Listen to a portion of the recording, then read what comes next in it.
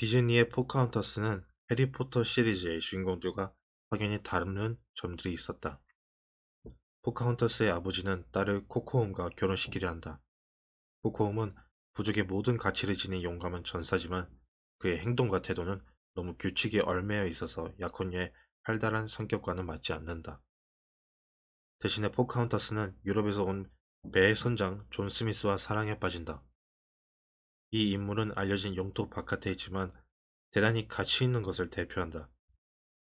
포카혼타스는 코크홈을 거부하고 스미스를 택함으로써 대단히 중요한 규칙을 깨고 더 높은 도덕적 질서를 추구한다.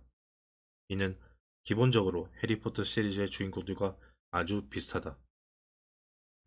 사실 두 이야기의 교훈은 동일하다. 규칙을 충실히 따라서 빛나는 본보기가 될 수 있을 때는 규칙을 따라라. 하지만 그 규칙이 큰 걸림돌이 되어 그 핵심 가치를 구현하지 못하게 될 때는 규칙을 깨트려라. 내 소녀 스칼릿은 3살이 채 되지도 않았는데 내재된 지혜를 발휘하여 자기가 보고 있는 것과 역할 놀이의 보조물로 사용하는 것을 요점을 이해했다.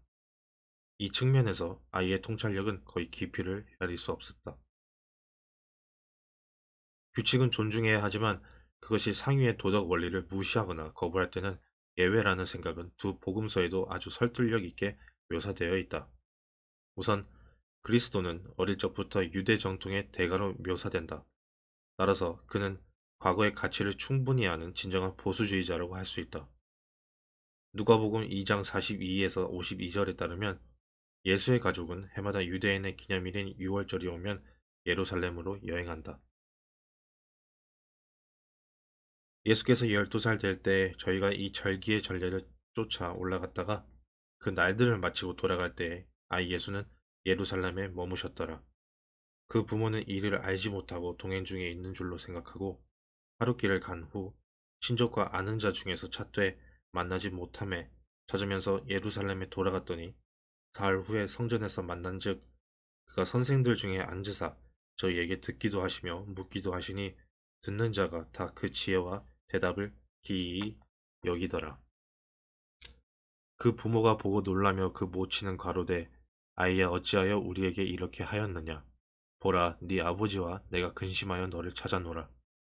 예수께서 가라사대 어찌하여 나를 찾으셨나이까 내가 내 아버지 집에 있어야 될 줄을 알지 못하셨나이까 하시니 양친이 그 하신 말씀을 깨닫지 못하더라. 예수께서 한 가지로 내려가사 나사렛에 이르러 순종하여 받드시더라. 그 모친은 이 모든 말을 마음에 두니라. 예수는 그 지혜와 그 키가 자라나가며 하나님과 사람에게 더 사랑스러워 가시더라.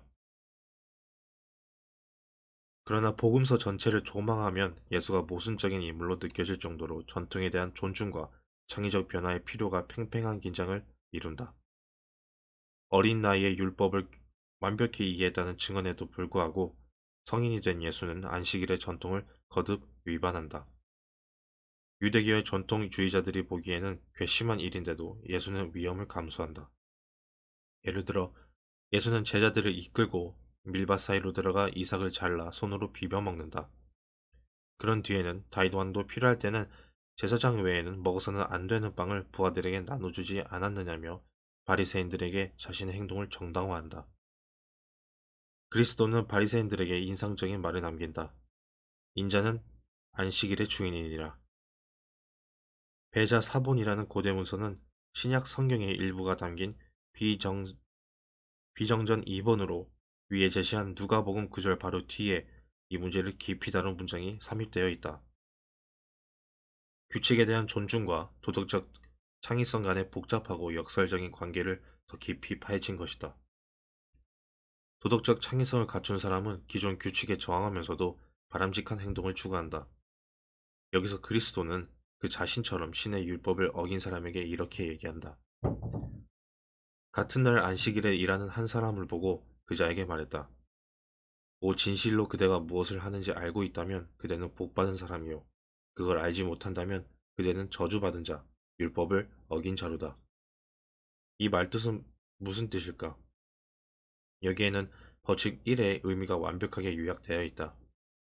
만일 율법의 필요성, 그 신성함, 그로서 방지되는 혼돈, 율법을 따르는 공동체가 하나로 묶이는 방식, 율법을 확립하는 데 드는 비용, 율법을 깨뜨릴 때 발생할 위험을 이해하면서도 더 높은 선에 봉사할 목적으로 예외적으로 행동하고 자신의 행동에 책임을 진다면 당신은 고상한 도덕적 행동을 한 것이다. 하지만 위반하고 있는 규칙의 중요성을 알려 하지 않고 자신의 편의를 위해서 행동한다면 당신은 비난을 받아 마땅하다.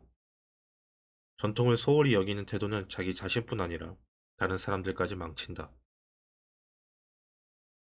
복음서에 묘사된 예수의 의견과 행동은 줄곧 이런 식이다. 마태복음 12장 11절은 예수께서 이르시되 너희 중에 어떤 사람이 양 한 마리가 있어 안식일에 구덩이에 빠졌으면 끌어내지 않겠느냐 라고 말한다. 누가복음 6장 6절에서 예수는 오른손이 앙상하게 마른 사람을 고치면서 이렇게 말한다. 안식일에 선을 행하는 것과 악을 행하는 것, 생명을 구하는 것과 죽이는 것, 어느 것이 옳으냐. 안식일의 전통을 지키는 것만큼이나 좋은 일을 하는 것도 중요하다는 그리스도의 태도는 율법주의자인 바리새인들을 분노하게 했고 결국 그리스도는 십자가형을 당하고 만다. 이 이야기들의 존재의 영원한 딜레마를 여실히 보여준다. 규칙을 배우고 따름으로써 다른 사회 구성원과 조화를 이루는 것도 필요하지만 규칙이 양심에 반할 때는 양심이 이끄는 판단, 통찰, 진리에 기대 진실을 말할 필요가 있다. 이 두 가지가 조합된 능력이야말로 진정한 영웅에게서 나타나는 완전한 인격의 특징이다. 임의적인 규칙을 어느 정도 인내해야 세계와 그 거주자들이 함께 살아갈 수 있다. 또한 창의성과 반란을 어느 정도 허용해야 재생과 쇄신이 계속 이뤄진다. 모든 규칙은 한때 다른 규칙을 깨는 창의적인 행동이었다. 모든 창의적 행동은 나중에 쓸모있는 규칙으로 변할 수 있다. 사회 제도와 창의적 성취가 이렇게 활발히 상호작용하기에 세계는 과도한 질서와 과도한 혼돈 사이에서 어렵사리 균형을 유지한다. 이는 지독한 수수께끼이며 진정한 실존의 짐이다. 우리는 감사하고 존중하는 태도를 과거를 지지하고 소중히 여겨야 한다. 하지만 그와 동시에 눈을 크게 뜨고 앞을 내다보면서 우리를 유지하고 지탱해준 오래된 질서가 빌트거리고 삐그덕거릴 때는 그것을 수선해야 한다. 따라서 우리는 다음과 같은 역설을 수용할 필요가 있다. 삶의 안전한 울타리를 존중하면서도 새로운 변화를 받아들여 우리의 제도를 건강하고 활기차게 유지해야 한다는 역설을 말이다. 세계의 안정성과 역동성은 우리가 그 이중 능력을 얼마나 완벽하게 수행하느냐에 달려있다. 기존 제도나 창의적 변화를 함부로 깎아내리지 마라.